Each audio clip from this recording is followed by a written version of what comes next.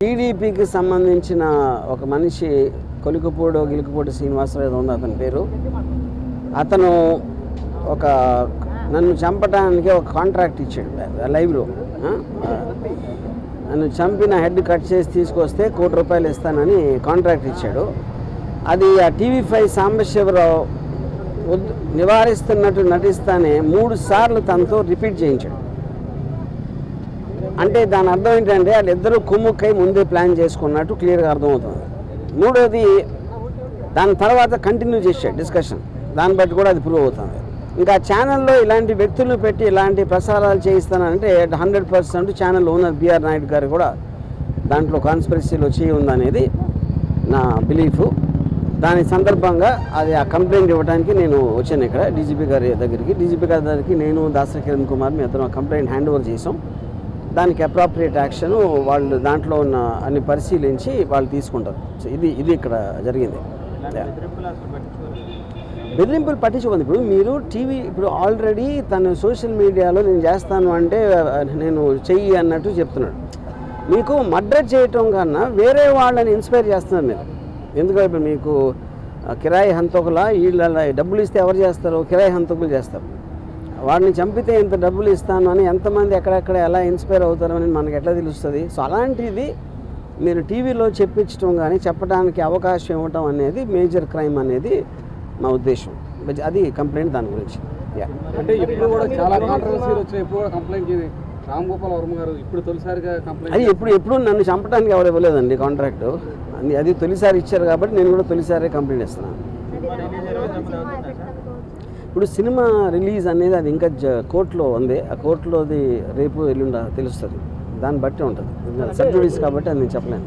చంద్రబాబు గారు లేకపోతే ఆ పార్టీకి వ్యతిరేకంగా వ్యూహం అనే సినిమాని జగన్ అనుగుణం తీసుకున్నారు కాబట్టి మీ మీద ఇలాంటి వ్యాఖ్యలు కానీ ఎవరైనా డిబేట్ జరుగుతుంది అనుకుంటున్నారు. ఇప్పుడు పాయింట్ ఏంటంటే పొద్దున్న లెగిస్తే లోకేష్ జగన్ సైకో, జగన్ బాబాని చంపేశాడు, జగన్ అది చేశాడు, అతను ఎవడో మర్డరు, ఇతను ఎవడో దొంగ, అతను ఎవడో స్మగ్లరు అని పొద్దున్న లెగిస్తే ఆయన మాట్లాడేదే వేరే వాళ్ళని విమర్శించడం లేకపోతే ఎలిగేషన్స్ చేయటం.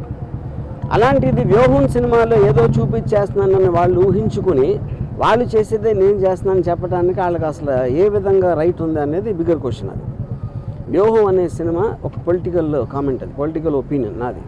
దేశంలో ప్రతి ఒక్కరికి ఉన్నట్టే మీరు తెల్లారు లేస్తే మీరు డిబేట్లో మాట్లాడచ్చు, న్యూస్ పేపర్లో రాయొచ్చు, లేకపోతే బుక్ రాయొచ్చు, న్యూస్ పేపర్లో కాలం చేయొచ్చు, ఒకళ్ళిద్దరితో మాట్లాడుకోవచ్చు, ట్వీట్ పెట్టచ్చు, అలాగే సినిమా తీయచ్చు. అన్నీ కూడా మాధ్యమాలు. కంటెంట్ అనేది ఎక్స్ప్రెస్ చేయడానికి నాకే కాదు ఎవరికైనా రైట్ ఉంటుంది. అదే నేను చేస్తున్నాను.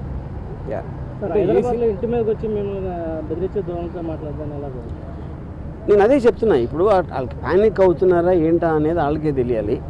ఎక్కడ వ్యూహంలో ఏం వస్తే ఏం చూపించేస్తే మా గురించి ఇప్పుడు చాలా చిన్న సింపుల్ కామన్ సెన్స్ క్వశ్చన్ అడుగుతాను. మీరేమీ తప్పు చేయనప్పుడు మీకు అసలు భయపడాల్సిన అవసరం ఏంటి? నేను ఏదన్నా ఉన్నది లేనట్టు చూపించేస్తే వాళ్ళందరూ ఎదవలా నమ్మటానికి ప్రజలు ఎవరన్నా ఏమన్నా అంటే నమ్మేస్తారా? ఎవరన్నా ఏం చూపిస్తే అది నమ్మేస్తారా? ఫైనల్గా మీకు చూపించిన దాంట్లో ఉందా లేదా ఏముంది అనేది వాళ్ళకి తెలియదు. ఎందుకంటే ఎవరు సినిమా చూడాల. కానీ గుమ్మడికాయ దొంగ అంటే భుజాలు తడుముకున్నట్టు వాళ్ళే ఊహించుకొని భయపడిపోయి ఏం చేయాలో తెలియక ఇలాంటి వాటన్నిటికీ రిసార్ట్ చేస్తున్నారు. ఫర్ ఎగ్జాంపుల్ ఈ శ్రీనివాసరావు అనే అతను నిన్న రాత్రి అన్నాడు, ఇప్పుడు ఆల్రెడీ 24 hours అయిపోయింది, ఎవ్వరూ కూడా అతన్ని కండెమ్ చేసిన పోలేదు. ఎందుకంటే వాళ్ళ పేర్లు చెప్పెడతాను. పవన్ కళ్యాణ్, చంద్రబాబు గారు, లోకేష్ అందరి పేర్లు చెప్పినా వాళ్ళు ఎవరు ఇలాంటిది మా పేరు మీద ఒకటి చేస్తున్నారని కండెమ్ చేయకపోతే అర్థం ఏంటి? వాళ్ళు కూడా అదే మైండ్ సెట్లో ఉన్నట్టే కదా.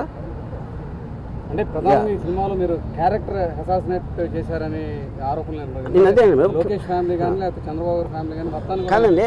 నేను అదే అంటున్నా. ఈ సినిమాలో క్యారెక్టర్ అసాసినేట్ చేస్తాను అభియోగం మీరు చేస్తే, వాళ్ళు చేస్తే పొద్దున్న లెగిస్తే చేసేది ఏంటి? ఎవరినైనా కాదు, నేను చెప్పేది ఉట్టి జగన్ కాదు, పాలిటీషియన్ అనే ప్రతి మనిషి కూడా పొద్దున్న లెగిస్తే ఎవరో ఒక క్యారెక్టర్ అసాసినేట్ చేయటమే పనిగా పెట్టుకుంటారు. అది that is a part of life. మీడియాలో ఎవరు మాట్లాడినా ఎవరో ఒకరిని క్యారెక్టర్ అసాసినేట్ చేస్తారు. ఓకే, క్యారెక్టర్ అసాసినేషన్ కేవలం ఒక పేరు, అది లేబుల్. యాక్చువల్ పాయింట్ ఏంటి? అది ఒపీనియన్ చెప్తున్నారు. ఒకళ్ళ మీద ఒకన్న ఒపీనియన్ వాళ్ళు చెప్తున్నారు. అది ప్రజాస్వామ్యంలో that is a fundamental right granted under Article 19 to tell an opinion. సినిమాలో నేను చేసింది అదే.